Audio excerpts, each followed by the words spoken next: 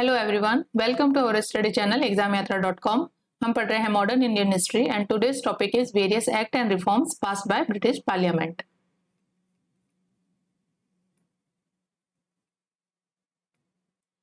Last session में हमने क्या देखा था? Governors, governor general and viceroy के बारे में पढ़ा था।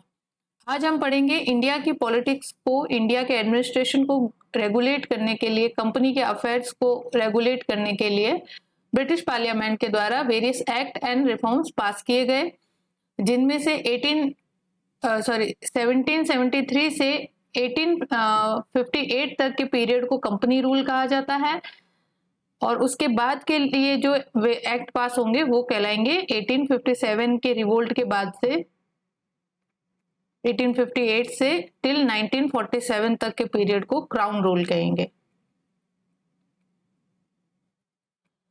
तो हम यहाँ पे दो फेजेस में देखेंगे कि कंपनी रूल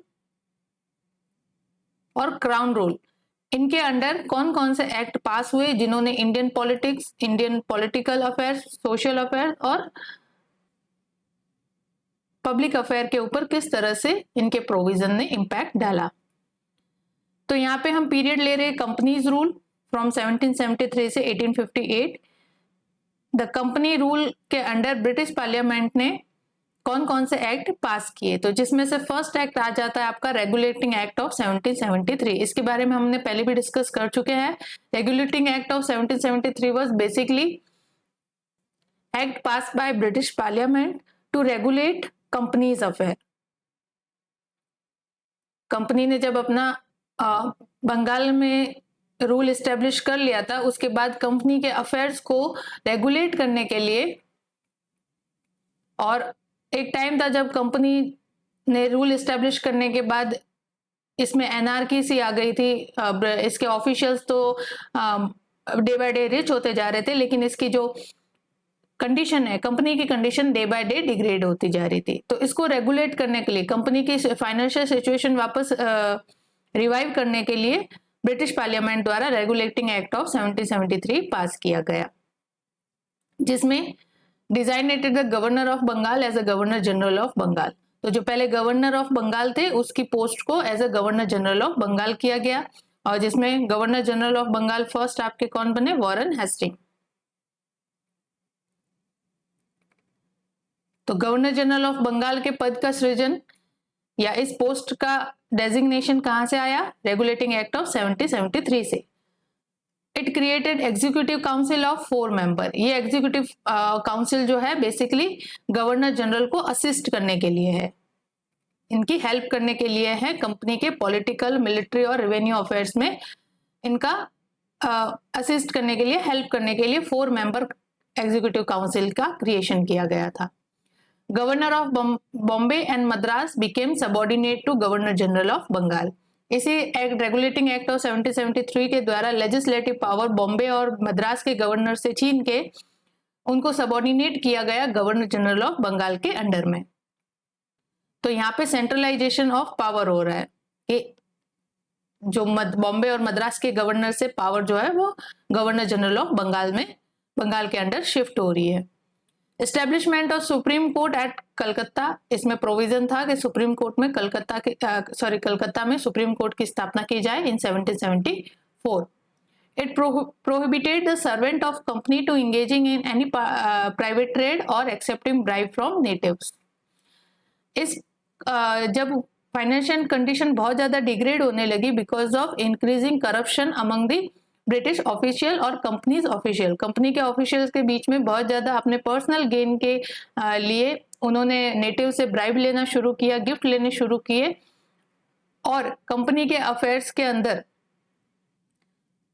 करप्शन की प्रैक्टिस शुरू हो गई, जिसके कारण करप्शन बहुत ज्यादा बढ़ गया और कंपनी की फाइनेंशियल कंडीशन तो डिग्रेड हो रही थी, बट उसके ऑफिशियल जो है वो डे बाय डे रिच हो रहे थे। तो इस वजह से रेगुलेटिंग एक्ट में एक प्रोविजन रखा कि इन सर्वेंट्स को, जो कंपनी के सर्वेंट्स है, उनको प्रोहिबिटेड किया गया, निषेध किया गया कि किसी भी तरह के प्राइवेट ट्रेड में एंगेज होने से, जो कंपनी का ट्रेड है, जो कंपनी की पॉलिसीज है, प्रोविजन है, उनके अंडर ही आपको वर्क करना है। अपने पर्सनल गेन के लिए कोई प्राइवेट ट्रेड आप किसी भी नेटिव के साथ नहीं करोगे। वहां के किसी भी लाला सेठ या उनके साथ आप कोई भी प्राइवेट ट्रेड नहीं करेंगे, और नेटिव से आप किसी भी तरह की ब्राइब वगैरह भी एक्सेप्ट नहीं करेंगे।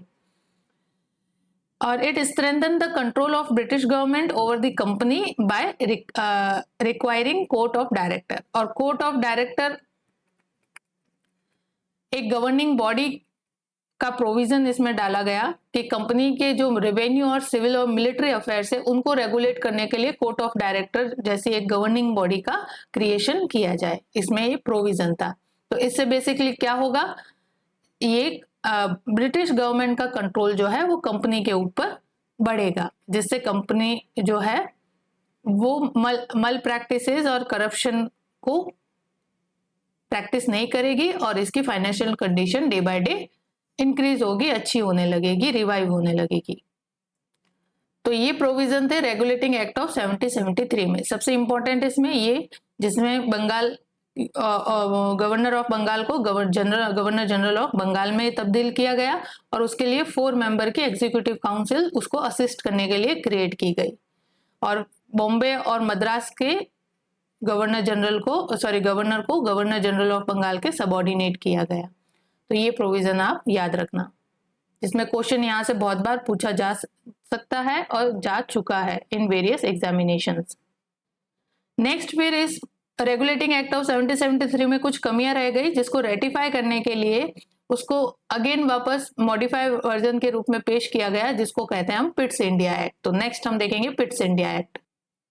पिट्स इंडिया एक्ट में क्या प्रोविजन थे यहाँ पे? पिट्स India act of 1784 differentiate between commercial and political function of the company. यहाँ पे फर्स्ट बार, पहले यहाँ पे सिर्फ ईस्ट इंडिया कंपनी वही यहाँ के नेटिव पॉलिटिक्स भी देख रही थी, अपनी पॉलिटिकल अफेयर और इसके कमर्शियल अफेयर दोनों ही ईस्ट इंडिया कंपनी देख रही थी।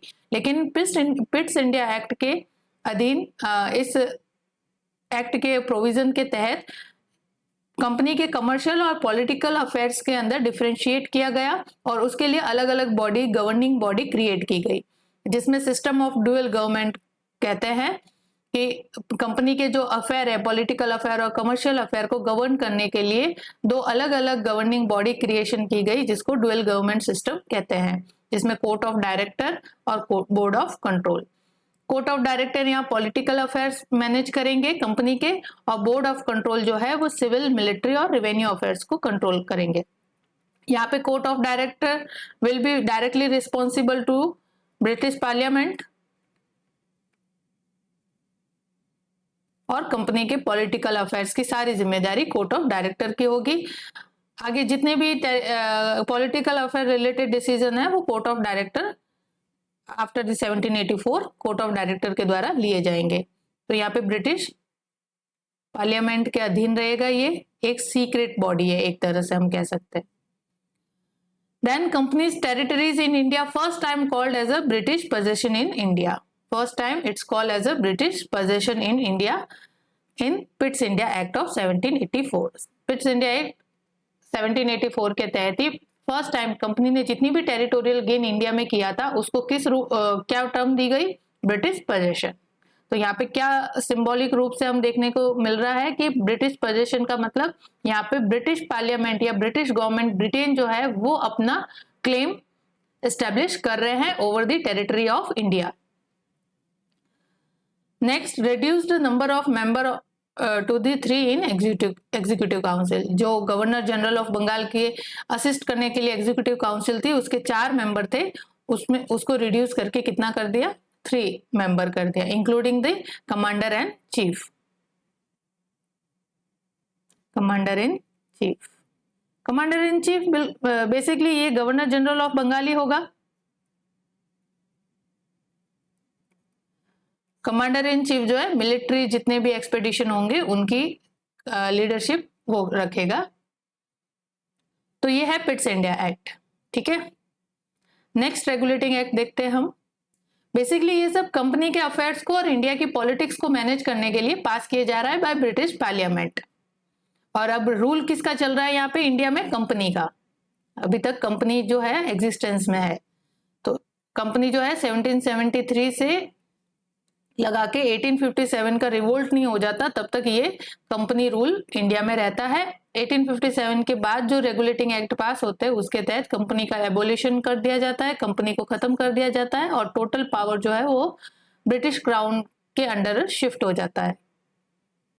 Next is charter act of 1813। ये भी बहुत एक इंपॉर्टेंट एक्ट है।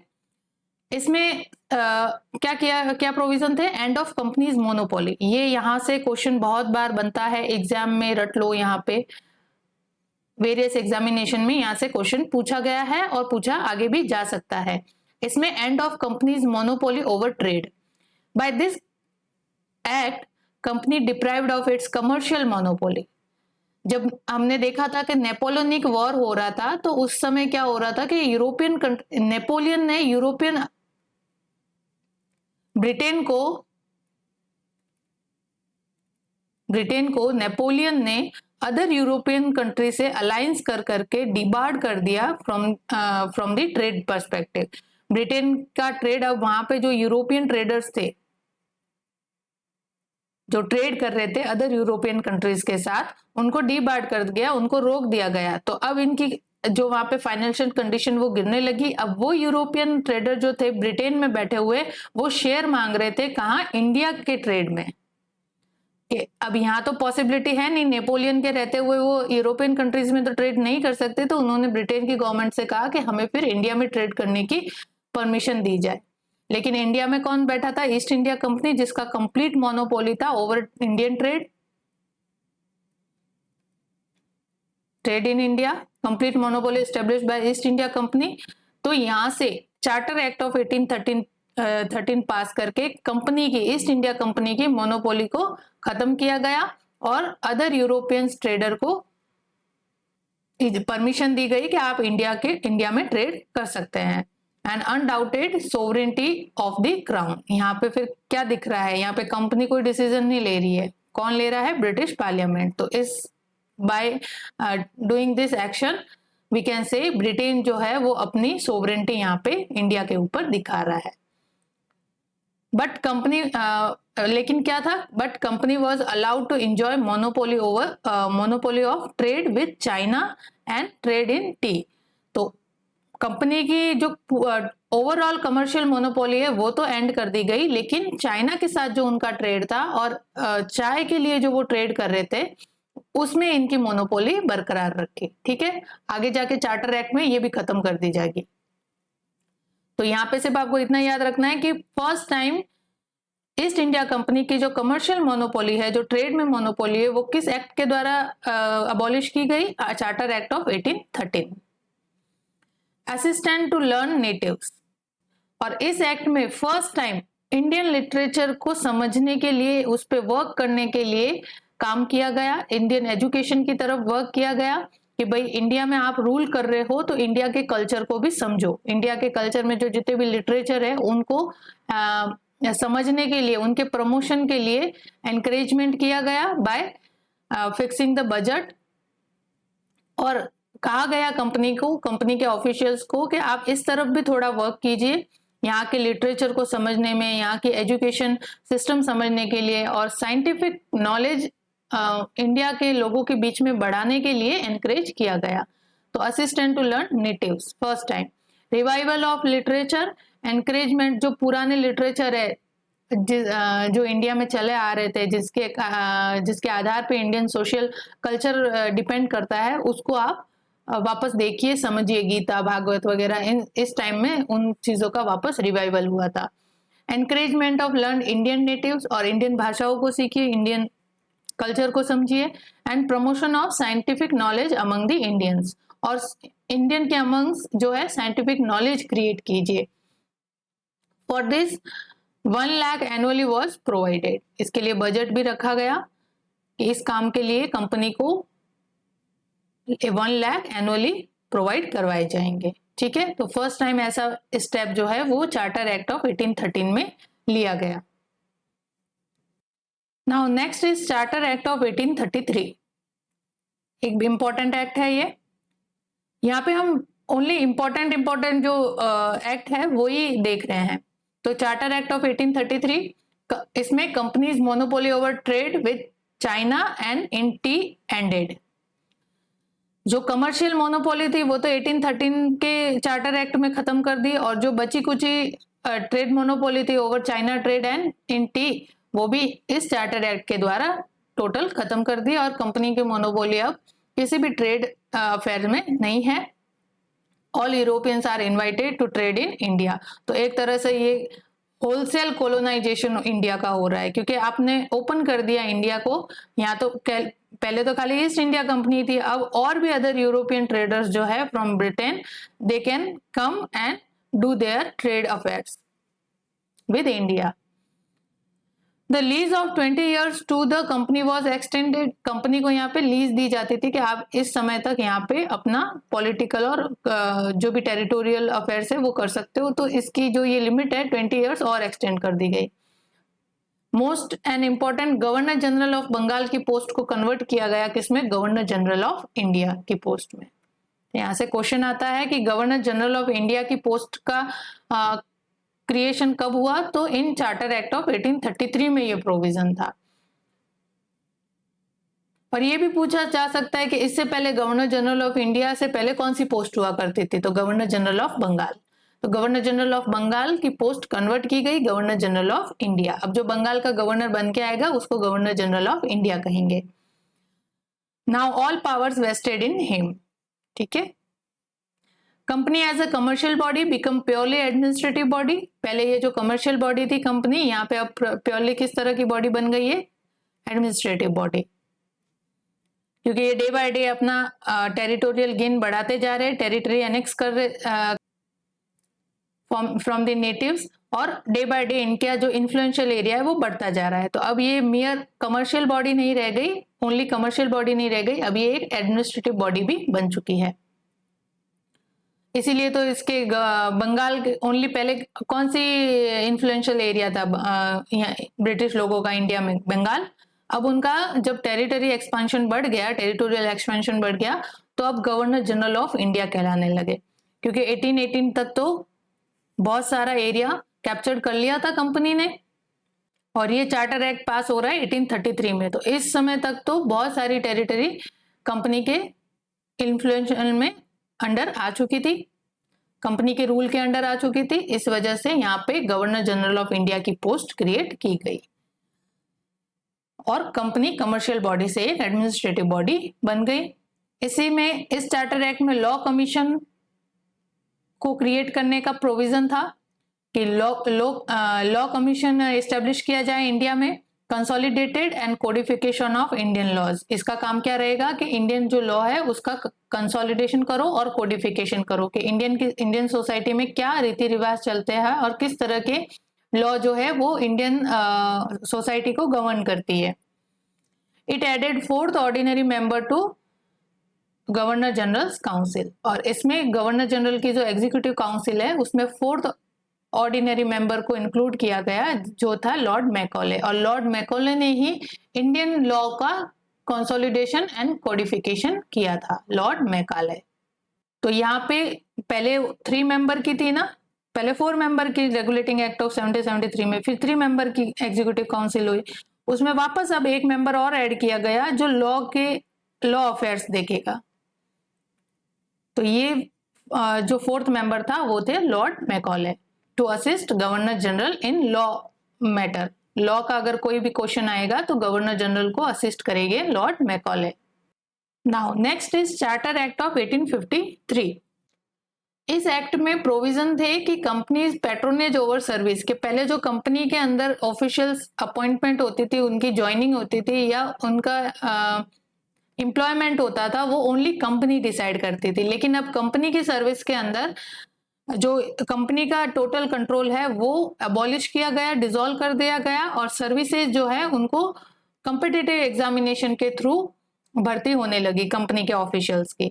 तो service were thrown open to a competitive examination. तो अब जो पहले कंपनी ही डिसाइड करती थी कि उनके सर्वेंट कौन होंगे और कौन एम्प्लॉय किए जाएंगे, वो सारा डिसीजन ईस्ट इंडिया कंपनी लेती थी। लेकिन इस एक्ट के में प्रोविजन के साथ ये अथॉरिटी डिसॉल्व की गई कंपनी की, और जो सर्विसेज है उनको ओपन कंपटीशन के लिए रखा गया। अब कॉम्पिटिटिव एग्जामिनेशन के थ्रू एम्प्लॉयमेंट होगा in the service of east India company. और फोर्थ ऑर्डिनरी मेंबर जो थे वो become the full member of the governor generals council. Governor general के एग्जीक्यूटिव काउंसिल के वो फोर्थ मेंबर अब फुल मेंबर बन चुके हैं। इंडियन लेजिस्लेटिव काउंसिल जो है उसमें लोकल रिप्रेजेंटेशन को भी इंट्रोड्यूस किया गया। पहले इंडियन लेजिस्लेटिव काउंसिल यानी इंडिया को गवर्न करने के लिए, इंडिया के लेजिस्लेचर को ऑपरेट करने के लिए इंडियन लेजिस्लेटिव काउंसिल में ओनली ब्रिटिश हुआ करते थे। अब इसमें लोकल रिप्रेजेंटेशन यानी इंडियन नेटिव्स को भी इंट्रोड्यूस किया गया in Indian legislature. promulgation of law required the assent of governor general who could veto any bill of the legislative council। legislative council में किसी भी लॉ को बनाने के लिए गवर्नर जनरल की प्रायर परमिशन की जरूरत होती थी, उसके असेंट की जरूरत होती थी, स्वीकृति की जरूरत होती थी, और किसी भी बिल पे अगर गवर्नर जनरल को लगे तो वो वीटो कर सकता था। लेजिस्लेशन के द्वारा पास किसी भी एक्ट पे या किसी भी bill pay governor general veto कर सकता था। तो complete authority vested in the governor general of India. Now तो लास्ट जो पास हुआ वो एक्ट अपन चार्टर एक्ट ऑफ 1853। उसके बाद 1857 में रिवोल्ट हो जाता है। कंपनी की ऐसी पॉलिसीज रही जिसके कारण इस रिवोल्ट ने जन्म लिया इन 1857। तो इसके बाद से जितने भी एक्ट पास होंगे 1857 के बाद ईस्ट इंडिया कंपनी का अबॉलिशन कर दिया गया और कंप्लीट इसकी जो टेरिटरी थी वो ब्रिटिश क्राउन ने अपने अंडर कर ली और कंपनी के जो अफेयर्स थे अब ब्रिटिश क्राउन के अंडर गवर्न होंगे। तो East India company abolished after the 1857 revolt and hold control and power shifted to British crown. तो अब जो जितने भी एक्ट पास होंगे that will pass under the crown rule 1858 to 1947 till the India got freedom. तो 1857 के revolt के बाद फर्स्ट जो आपके एक्ट पास होता है that known as a government of India act of 1858। इसके प्रोविजन हम देखते हैं।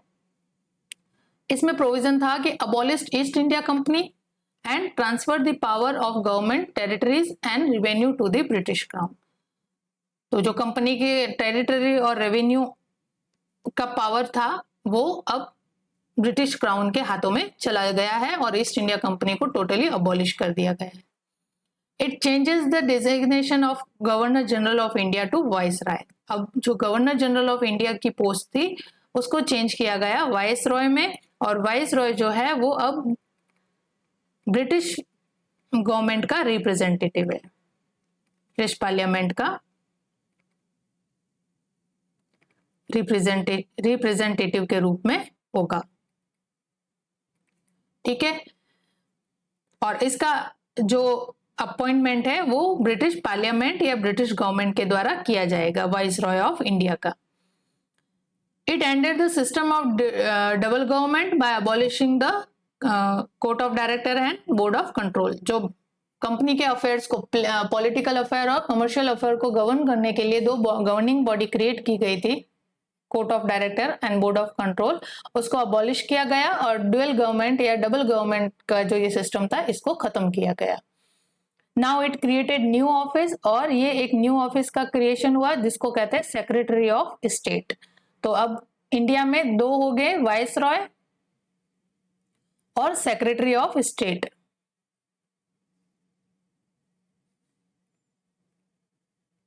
Viceroy will be the representative of British government और उनको असिस्ट करने के लिए सेक्रेटरी ऑफ स्टेट। तो ये दोनों वर्क करेंगे, और लेकिन कंप्लीट पावर किन के पास होगी? सेक्रेटरी ऑफ स्टेट के हाथों में होगी। For India new office created known as secretary of state with 15 member council, और इन दोनों को असिस्ट करने के लिए, वाइसरॉय और सेक्रेटरी ऑफ स्टेट को असिस्ट करने के लिए 15 मेंबर की एग्जीक्यूटिव काउंसिल का गठन किया गया। सेक्रेटरी ऑफ स्टेट जो है wasted with complete authority and control over Indian administration. Indian administration की जो कंप्लीट अथॉरिटी है वो किसके पास रहेगी? सेक्रेटरी ऑफ स्टेट के पास में।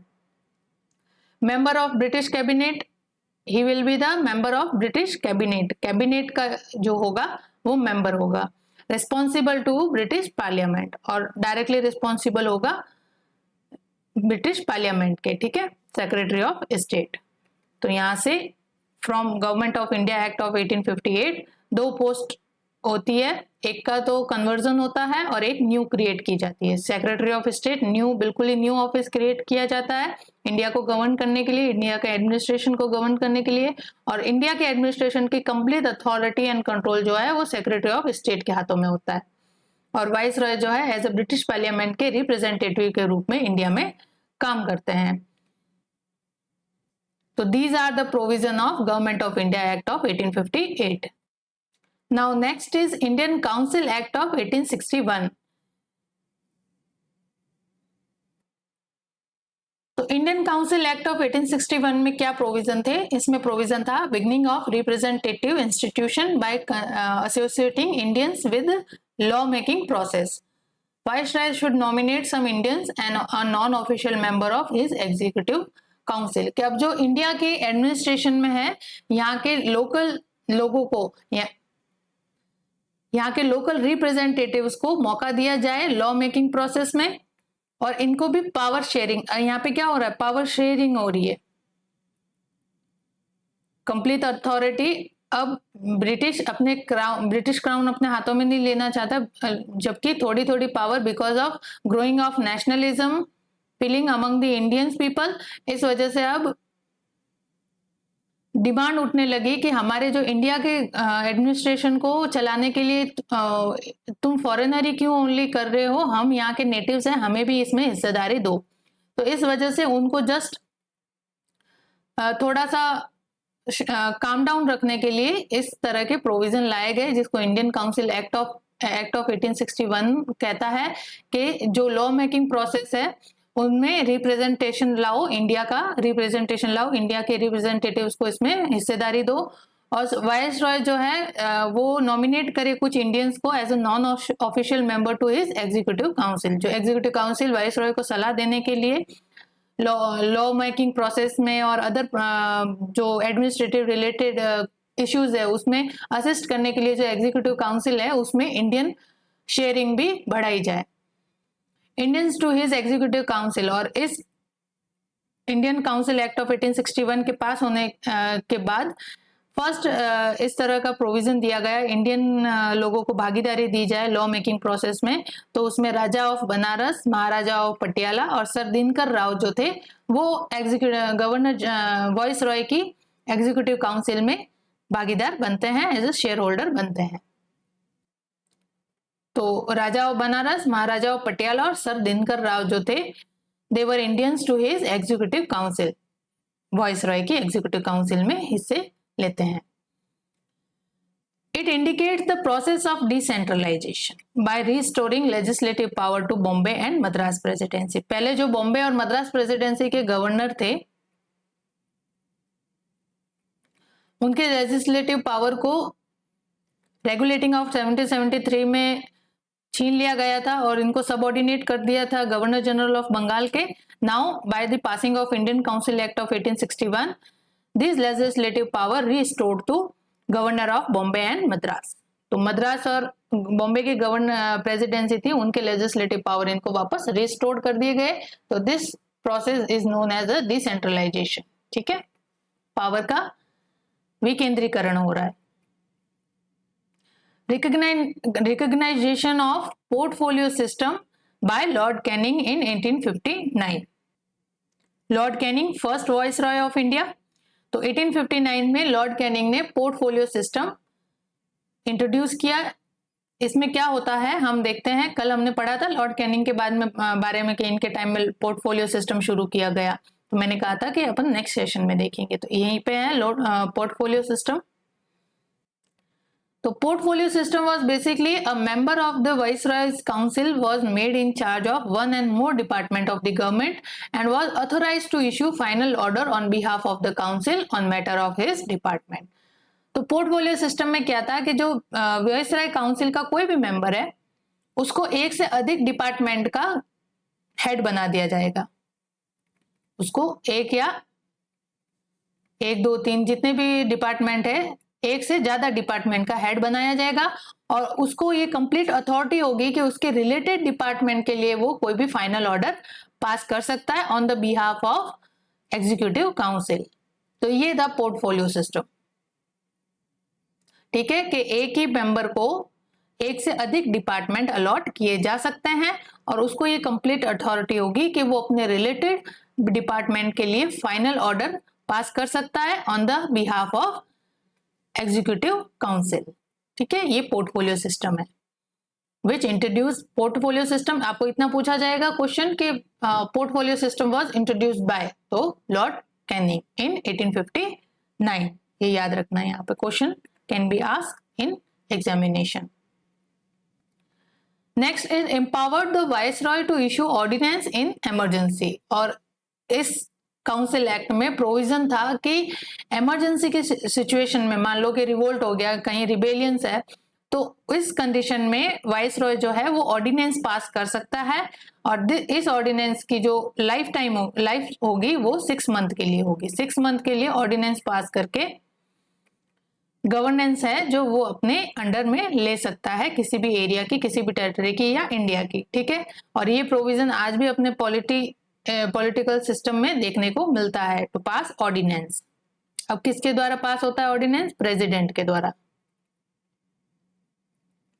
इन नेशनल इमरजेंसी और internal insurgency. Now next is Indian council act of 1892। It increased numbers of additional members in central and provincial legislature council but maintained the official majority in them. अब यहाँ पे central और provincial legislature बनाए गए, यानी province यानी प्रांतों के अंदर लेजिस्लेशन के लिए और सेंट्रल लेवल पे लेजिस्लेशन को गवर्न करने के लिए इस तरह का लेजिस्लेशन ऑर्गेनाइजेशन काउंसिल बनाई गई। और उसमें जो मेजॉरिटी जो होगी वो किनकी रहेगी? ब्रिटेन लोगों की रहेगी। ठीक है, इसमें रिप्रेजेंटेशन, इंडियन रिप्रेजेंटेशन को इंक्रीज तो किया जा रहा है by increasing the additional numbers of members, but जो मेजॉरिटी होगी वो ऑफिशियल्स मेजॉरिटी जो है वो कंप्लीटली किनके पास होगी? ब्रिटिश लोगों के पास होगी। तो it increase the function of legislative council and give them power of discussing the budget and addressing question of executive. तो यहाँ पे इंडियन रिप्रेजेंटेशन को बढ़ा के लेजिस्लेटिव काउंसिल के जो फंक्शंस है उसको बढ़ाया गया और उनको क्या पावर दी गई कि आप डिस्कस कर सकते हो ऑन बजट पे, डिसीजन नहीं ले सकते, only you can discuss and address the question of executive, और एग्जीक्यूटिव द्वारा जो क्वेश्चंस होंगे उनको आप एड्रेस कर सकते हो। तो इस तरह के प्रोविजन जो थे इंडियन काउंसिल एक्ट में 1892 में लिए जा रहे थे। बेसिकली यहाँ पे जो ग्रोइंग नेशनलिज्म की भावना थी, जिसमें की डिमांड हो रही थी कि हमारा होम रूल हो, हम अपने टेरिटरी पे खुद कंट्रोल एडमिनिस्ट्रेशन करना चाहते हैं, India will control its own territory, और एडमिनिस्ट्रेशन वो खुद देखना चाहते हैं। तो ऐसे तो ब्रिटेन अपनी कॉलोनी को कैसे गवा दे, तो इस चीज को, नेशनलिज्म को थोड़ा सप्रेस करने के लिए, ताकि ये एक अग्रेसिव बॉम्ब के रूप में ना ब्लास्ट हो जाए नेशनलिज्म, उनको ये इस तरीके से Indian council act of 1892 and ये पास करके थोड़ा सा इनको खुश किया जा रहा था इंडियन रिप्रेजेंटेटिव्स को। तो यहाँ पे देख लो, बजट पे खाली आप डिस्कस कर सकते हो, उस बजट रिलेटेड डिसीजन नहीं ले सकते। ठीक है, और मेजोरिटी भी जो है official majority that vested in the British. The act made a limited and indirect provision for the use of election in filling up some of the non-official seats, both in central and legislative council. Central और legislative council जो थी उनमें non official seats को भरने के लिए आप एक इनडायरेक्ट प्रोविजन किया गया कि इलेक्शन के थ्रू इनको भरा जाए। बेसिकली इलेक्शन टर्म तो यूज नहीं होती, लेकिन इस तरह का एक वी कैन से कि प्रोसेस रखा था कि इनडायरेक्ट प्रोविजन था इलेक्शन का, और उसके थ्रू ये नॉन ऑफिशियल सीट्स थी वो भरी जाए, both in central level and legislative, central legislative and provincial legislative. Now next is Indian council act of 1909। तो तो 1909 के इंडियन काउंसिल एक्ट को मार्ले मिंटो रिफॉर्म्स के नाम से भी जाना जाता है। Morley Minto reforms very important from the exam perspective view. तो कौन से एक्ट को ऐसे पूछा जा सकता है आपसे कि कौन से एक्ट को मार्ले मिंटो रिफॉर्म्स के नाम से जाना जाता है, तो इंडियन काउंसिल एक्ट ऑफ 1909 को, या इंडियन काउंसिल एक्ट ऑफ 1909 को किस नाम से भी जाना जाता है, मार्ले मिंटो रिफॉर्म्स। यहाँ पे मार्ले और Minto, Minto is viceroy and Morley is state of secretary, ठीक है। Lord Morley secretary of state for India and Lord Minto viceroy of India. It considerably increased the size of legislative council both at central and provincial level. यहाँ पे day by day legislative council की जो seats है उनमें increase किया जा रहा है, इंडियन रिप्रेजेंटेशन को बढ़ाया जा रहा है। यहाँ पे पहले 16 थी तो उसको सेंट्रल लेजिस्लेशन में, जिस तरह से आज प्रोविंस में क्या है, जैसे सेंटर यानी दिल्ली, इंडिया पूरे इंडिया को गवर्न कौन करता है, दिल्ली, और फिर आपके आ जाता है स्टेट, तो स्टेट में क्या है, विधानसभाएं, लेजिस्लेटिव असेंबली, और सेंटर में क्या है आपकी पार्लियामेंट। तो इसी तरह का सिस्टम था कि सेंटर को सेंट्रल लेजिस्लेटिव काउंसिल कहते थे और प्रोविंस को प्रोविंशियल लेजिस्लेटिव काउंसिल कहते थे। प्रोविंस यानी स्टेट के रूप में देख लो, आज के समय के स्टेट, उस समय के प्रोविंस, ठीक है। तो उनकी लेजिस्लेटिव काउंसिल में सीटों की संख्या बढ़ाई गई और सेंट्रल में 16 से 60 कर दी गई, किसमें, सेंट्रल लेजिस्लेटिव काउंसिल में। It provided first time for the association of Indians with the executive council of viceroy and governor. तो इंडियन काउंसिल एक्ट ऑफ 1909 के द्वारा association of Indians in executive council of viceroy and governor, जो governor और viceroy की जो executive council थी उसमें first time Indian association को, पहले ये काउंसिल में कौन होते थे, ओनली ब्रिटिश, अब इस काउंसिल में भी जो होंगे वो इंडियन मेंबर्स को इंट्रोड्यूस किया गया, उनके एसोसिएशन को भी इंट्रोड्यूस किया गया। और Satyendra Prasad Sinha become first Indian to join the viceroy executive council. तो सत्येंद्र नाथ सिन्हा जो फर्स्ट इंडियन थे जिन्होंने वाइसरॉय की एग्जीक्यूटिव काउंसिल में एसोसिएट किया, जो वाइसरॉय के एग्जीक्यूटिव काउंसिल के पार्ट बने। And it also introduce the system of communal representation for Muslim, ठीक है। इसी एक्ट में, इंडियन काउंसिल एक्ट ऑफ 1909 में कम्युनल रिप्रेजेंटेशन का पहली बार जिक्र होता है और सेपरेट इलेक्टोरेट का जो सिस्टम है वो इसी मार्ले मिंटो रिफॉर्म्स में देखने को मिलता है, इसमें मुस्लिम के लिए सेपरेट इलेक्शन का प्रोविजन रखा जाता है कि जो मुस्लिम्स मेंबर होंगे एग्जीक्यूटिव काउंसिल के वो ओनली मुस्लिम मेंबर्स के द्वारा ही चुने जाएंगे। इस तरह का प्रोविजन इस मार्ले मिंटो रिफॉर्म्स में किया गया।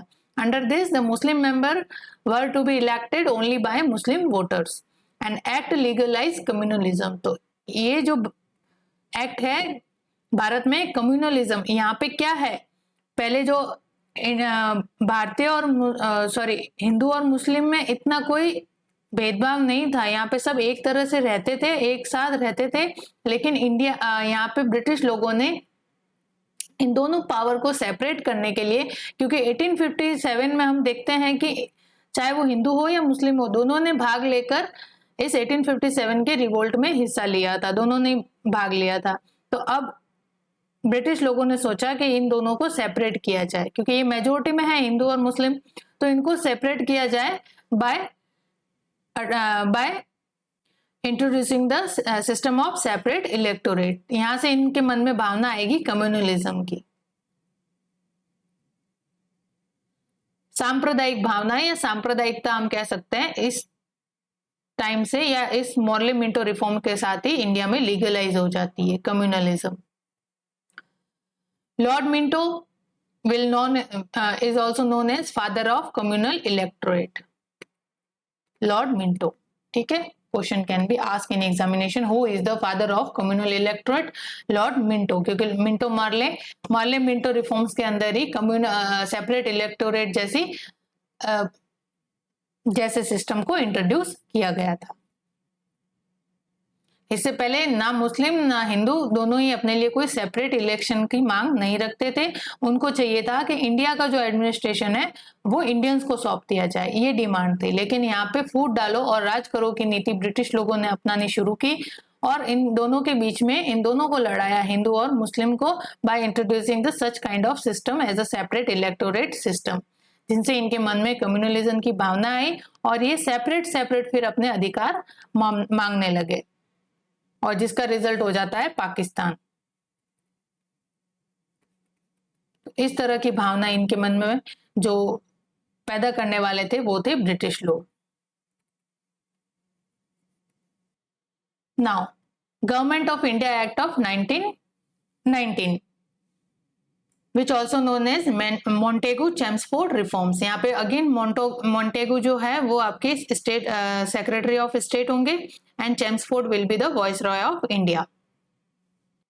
First time the British government declared that its objective was the gradual introduction of responsible government in India, कि भारत में एक उत्तरदायी गवर्नमेंट को हम इंट्रोड्यूस करना चाहते हैं, ये हमारा ऑब्जेक्टिव है। इस तरह की जो पॉलिसी है और इस तरह का declaration government of India act of 1990 को में रखी गई थी, क्योंकि इससे पहले जो ब्रिटिश क्राउन थे that were not responsible towards the Indian public, और इंडिया के हितों के लिए जो भी डिसीजन ले रहे थे वो इंडियन इंटरेस्ट के अकॉर्डिंग नहीं होके ब्रिटिश इंटरेस्ट के अकॉर्डिंग हुआ करते थे।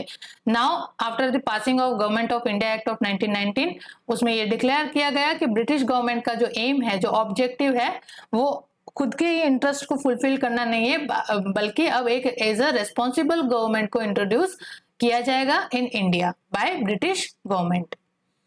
तो इसी के अंदर मोंटेगू चेम्सफोर्ड रिफॉर्म में सिस्टम ऑफ बाइकैमरलिज्म को इंट्रोड्यूस किया गया इन इंडिया, जिसमें जो लेजिस्लेटिव काउंसिल थी,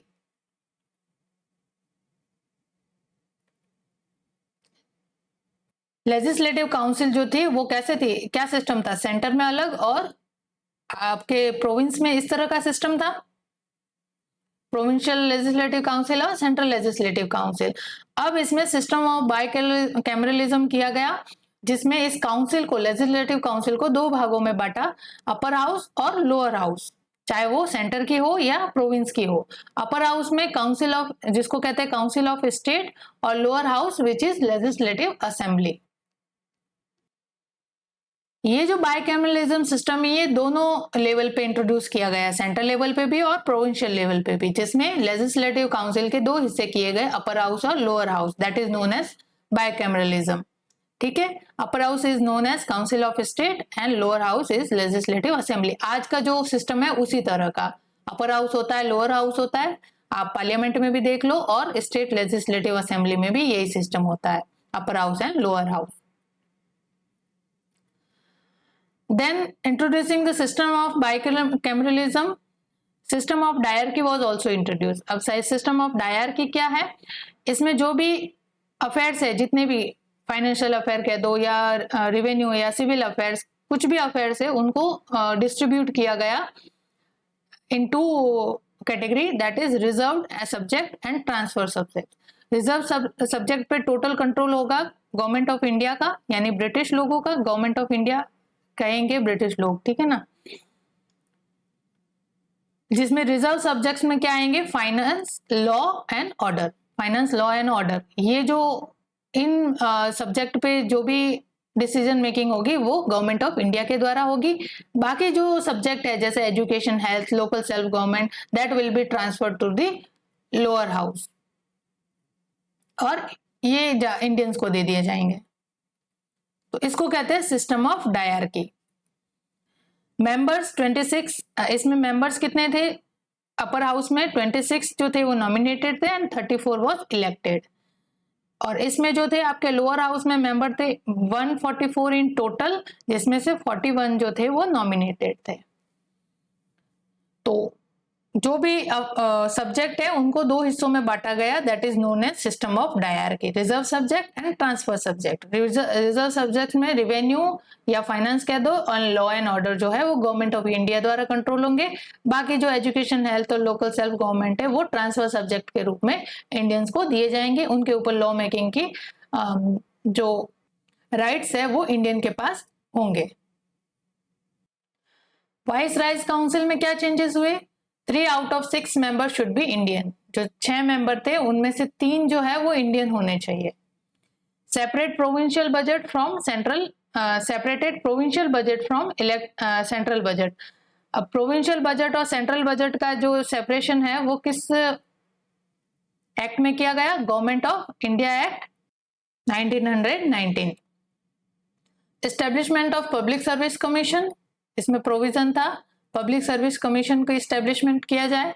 it provided for the appointment of a statutory commission to inquire into and report on its working after 10 years of its coming into force।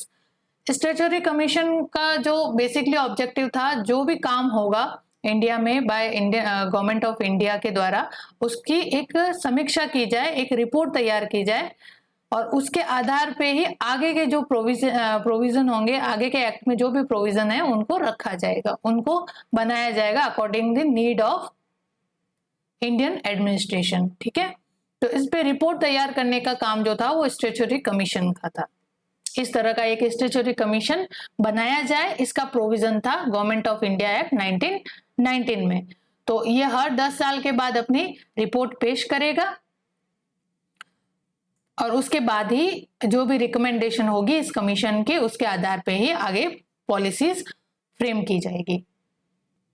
तो statutory commission के रूप में ही Simon commission Bharat में आता है। साइमन कमीशन क्या था? Simon commission was statutory commission which introduced in the government of India act 1919 में।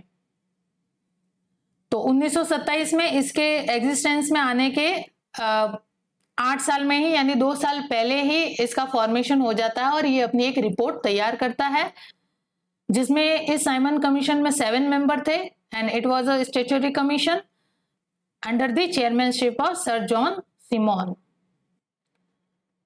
तो साइमन कमीशन के सारे मेंबर जो थे वो ब्रिटिश थे। इस वजह से जो भारत में जितनी भी पार्टीज थी, इंडियन रिप्रेजेंटेटिव्स में जितने पार्टी थे, उसने साइमन कमीशन का बायकॉट किया था और साइमन वापस जाओ, साइमन कमीशन वापस जाओ जैसे नारे लगाए थे।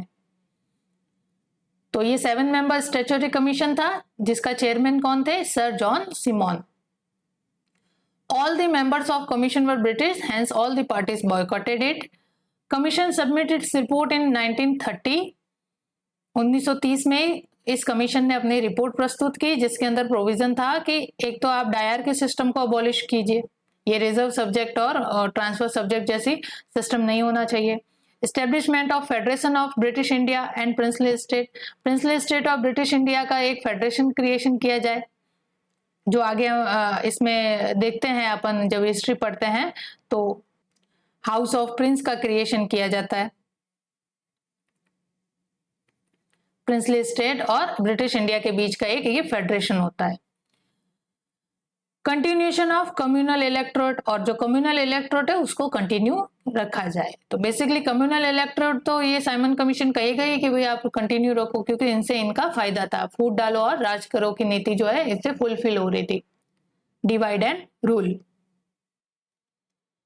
And the British government convened the 3 round table conference of representative of British government, British India and princely state।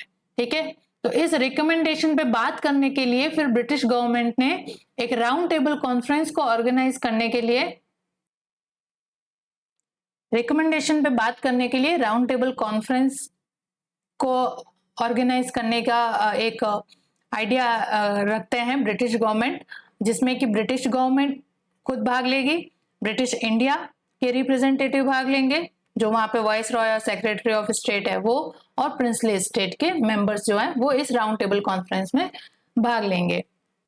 और राउंड टेबल कॉन्फ्रेंस में जो भी डिस्कशन होगा, उस डिस्कशन को फिर एक white paper of constitution reform के रूप में क्रिएट किया गया और उसके अंदर ये सारे इंक्लूड किए गए, इनकॉर्पोरेटेड किए गए, और फाइनल जो रिपोर्ट थी राउंड टेबल कॉन्फ्रेंस के बाद जो निकल के आती है वो जॉइंट कमेटी को सबमिट की जाती है।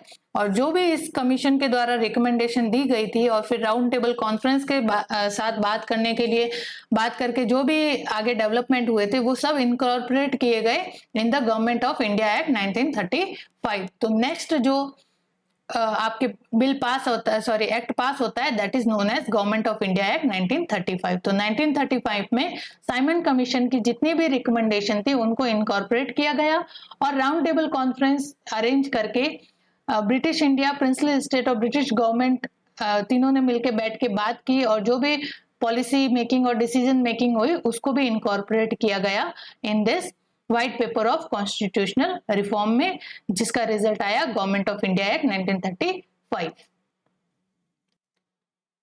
तो यहाँ पे जो राउंड टेबल कॉन्फ्रेंस है वो बेसिकली 3 राउंड टेबल कॉन्फ्रेंस होती है,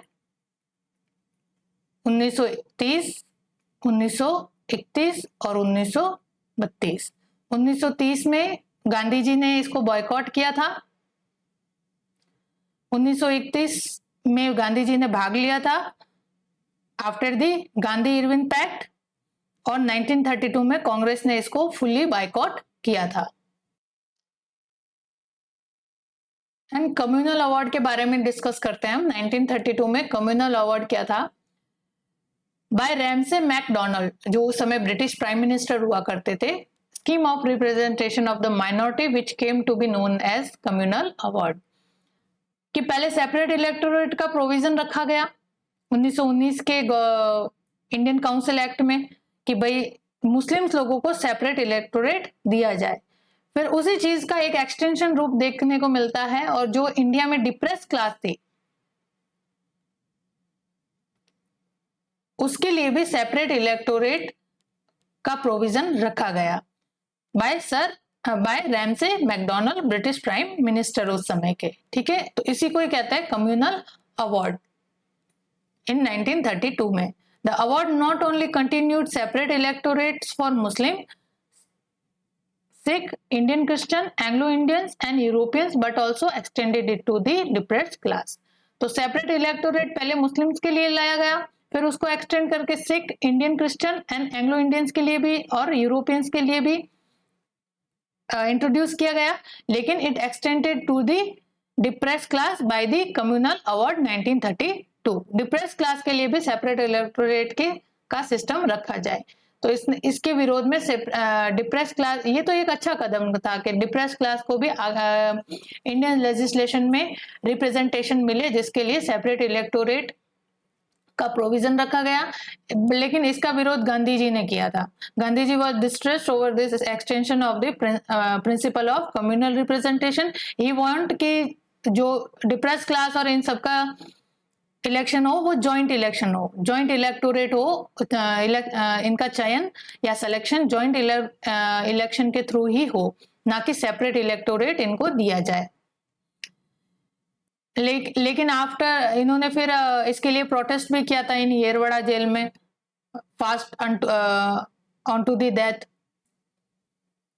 आमरण अनशन जिसको कहते हैं, येरवड़ा जेल में इसके विरोध में गांधी जी ने आमरण अनशन किया था। लेकिन भीमराव अंबेडकर और फिर गांधी जी के बीच में सुलह हुई, because Bhimrao Ambedkar was the leading personality of this idea, depress class के लिए सेपरेट इलेक्टोरेट रखा जाए। और भीमराव अंबेडकर ही जो थे वो उन्होंने तीनों राउंड टेबल कॉन्फ्रेंस में भाग लिया था और उसका जो फाइनल रिजल्ट निकला राउंड टेबल कॉन्फ्रेंस का, उससे बहुत ही खुश थे, क्योंकि इसमें इन्होंने प्रोविजन रखा गया इन 1932 में। मैंने कहा ना कि 1930 में, 31 में और फाइनल राउंड टेबल कॉन्फ्रेंस होती है वो 1932 में, और 1932 में ही कम्युनल अवार्ड को एक आइडिया पेश किया जाता है, स्कीम रिप्रेजेंट की जाती है, जिससे Bhimrao Ambedkar was very happy, but Gandhi ji was against this idea and he perform fast unto the death in Yerwada jail. लेकिन बाद में भीमराव अंबेडकर और गांधी जी के बीच में सुलह होती है, और जो सुलह कहलाती है पूना पैक्ट के रूप में। पूना पैक्ट में बेसिकली भीमराव अंबेडकर और गांधी जी डिप्रेस क्लास के लिए सेपरेट इलेक्टोरेट रहने देने के लिए राजी होते हैं। गांधी जी मान जाते हैं कि ठीक है, डिप्रेस क्लास के लिए सेपरेट इलेक्टोरेट चलेगा, तो उसमें होता है पूना पैक्ट। तो Poona pact was between the Gandhi and Bhimrao Ambedkar issue क्या था इसका? Separate electorate for depress class, उसको लेकर इन दोनों के बीच में समझौता होता है, which is known as Poona pact. ठीक है, याद रखना। तो ऐसे क्वेश्चन आता है यहाँ पूना पैक्ट से कि पूना पैक्ट जो है किन किन के बीच हुआ, तो गांधी और Bhimrao Ambedkar. Over what issue? तो डिप्रेस क्लास के लिए सेपरेट इलेक्टोरेट के इश्यू को लेकर पूना पैक्ट होता है।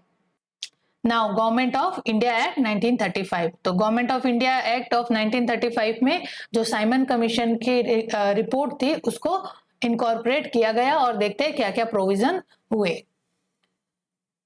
तो इस एक्ट में 329 सेक्शन थे एंड 10 शेड्यूल्स थी। Establishment of all India federation, की ऑल इंडिया फेडरेशन की स्थापना की जाए, consisting of provinces and princely state as unit. ठीक है, the act divided the power between the centre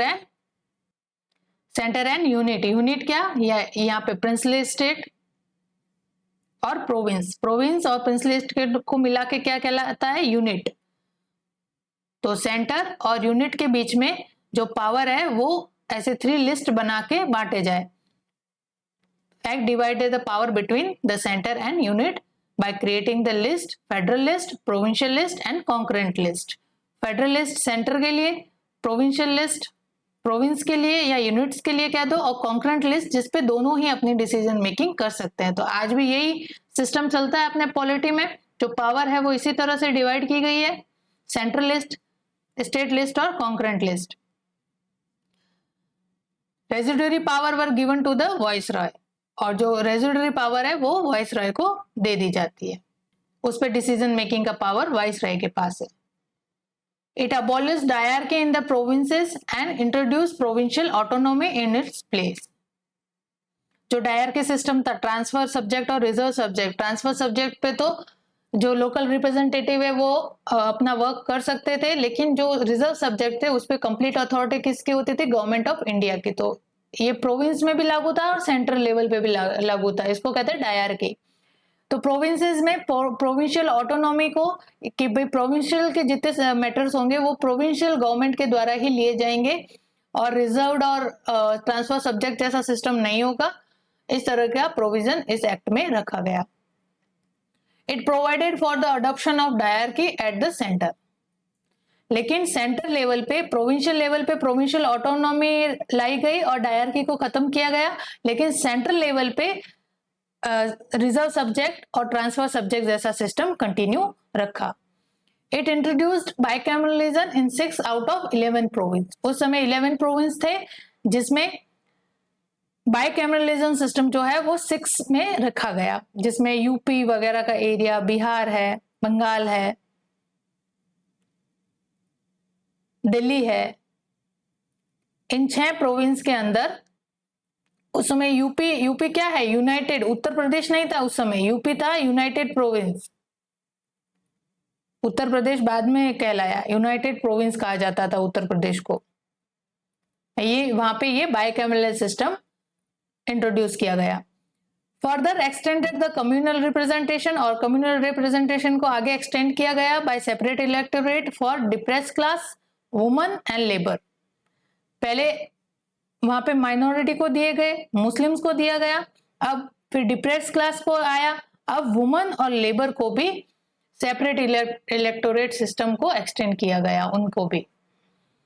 abolished council of India, जो 1858 में क्रिएशन किया गया था। The secretary of state plus team of adviser provided for India, और पहले India के लेजिस्लेचर को गवर्न करने के लिए काउंसिल ऑफ इंडिया का गठन किया गया था 1858 के इंडियन काउंसिल एक्ट में, sorry the government of India act 1858 में। लेकिन बाद में इसको अबॉलिश किया गया और सेक्रेटरी ऑफ स्टेट और उसके साथ उसकी एडवाइजरी टीम के रूप में इंडियन एडमिनिस्ट्रेशन का सिस्टम रखा गया। इंडियन एडमिनिस्ट्रेशन जो है इन गवर्निंग बॉडी के रूप, जो द सेक्रेटरी ऑफ स्टेट है और उसकी टीम जो है वो एज ए गवर्निंग बॉडी काम करेगी for the Indian administrative affairs. It extended franchise, franchise मतलब मताधिकार, यहाँ पे वोट देने का अधिकार, 10% of the total population got the voting right. ठीक है, पहले सबको वोट देने के अधिकार नहीं हुआ करता था। इससे पहले के एक्ट में ओनली वोट जो है वो प्रिंसली स्टेट के लोग ही दे पाते थे किसी भी मैटर पे या फिर इलेक्शन में। लेकिन यहाँ पे मताधिकार को एक्सटेंड किया जाता है और टोटल जो इंडिया की पॉपुलेशन थी उसमें से खाली 10% लोगों को ही वोटिंग राइट मिलता है। Establishment of RBI and federal court. Federal court 1937 में एस्टेब्लिश किया जाता है और आरबीआई 1935 में एस्टेब्लिश करने का प्रोविजन इस एक्ट में होता है। तो आरबीआई की स्थापना कौन से एक्ट के थ्रू होती है? गवर्नमेंट ऑफ इंडिया एक्ट 1935 में। Public service commission at all 3 levels, federal level यानी सेंटर में, प्रोविंशियल लेवल यानी प्रांतों में, और जॉइंट लेवल पे भी पब्लिक सर्विस कमीशन की स्थापना का भी प्रोविजन इस एक्ट में रखा गया। तो ये है 1935 के एक्ट। हमने देखे वेरियस गवर्नर और उनके बाद हमने देखे कि किस तरह से एक्ट पास हुए इंडिया के एडमिनिस्ट्रेशन को गवर्न करने के लिए under companies rule, under crowns rule, और इस तरह से 1935 जो था एक फाइनल एक्ट जो था वो पास हुआ। उसके बाद इंडियन इंडिपेंडेंस एक्ट 1947 पास होता है। उसके बाद इंडिया को टोटली फ्रीडम मिल जाती है फ्रॉम द ब्रिटिश क्राउन और ब्रिटिश गवर्नमेंट। तो ये कुछ हमारे इंपॉर्टेंट एक्ट्स थे जिनको हमने देखा यहाँ पे। इनसे डायरेक्ट फैक्चुअल क्वेश्चंस बनते हैं, तो एग्जाम पर्सपेक्टिव से बहुत ज्यादा इंपॉर्टेंट है। आप इन्हें अच्छे से याद कर लेना। इनके जो इंपॉर्टेंट प्रोविजन है वो मैंने यहाँ पे आपके सामने रखने की कोशिश की है। और थोड़ा सा हम आगे राउंड टेबल कॉन्फ्रेंस के बारे में डिस्कस कर लेते हैं। तो यहाँ पे राउंड टेबल कॉन्फ्रेंस 3 होती है, 1930 में, 1931 में और 1932 में। तो यहाँ पे थोड़ा सा गांधी जी पर्सपेक्टिव से देखेंगे हम कि गांधी जी ने फर्स्ट 1930 वाली जो राउंड टेबल कॉन्फ्रेंस है उसको बॉयकॉट किया था, साइमन कमीशन की रिकमेंडेशन के अगेंस्ट है। और इसके बाद गांधी जी ने सिविल डिसओबीडियंट मूवमेंट चलाया था। फिर गांधी इरविन पैक्ट होता है जिससे गांधी जी और इरविन उस समय के जो वॉइस रॉय थे उनके बीच में, गांधी जी और इरविन के बीच में समझौता होता है which is known as Gandhi Irwin pact. और उसमें फिर गांधी जी से ये प्रॉमिस करवाया जाता है कि आप नेक्स्ट जो राउंड टेबल कॉन्फ्रेंस होंगे उसमें हिस्सा लेंगे। और गांधी इरविन पैक्ट के साइन होते ही सिविल डिसओबीडियंट मूवमेंट भी गांधी जी सस्पेंड कर देते हैं। फिर 1931 की राउंड टेबल कॉन्फ्रेंस होती है और उसमें गांधी जी भाग लेने जाते हैं इंग्लैंड।